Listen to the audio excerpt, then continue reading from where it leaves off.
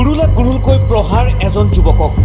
ঘটনাৰ স্থান গোলাঘাটৰ এটা ব্যায়ামগাৰৰ। কুকুৰৰ পোৱালি দিম বুলি লৈ গৈ নিজান ঠাইত প্ৰহাৰ এজন যুৱকক। এই বিষয়ত আৰক্ষীৰ কাষ চাপিলে অধিক আক্ৰমণাত্মক হোৱাৰ ভাবুকি আক্ৰমণকাৰীৰ।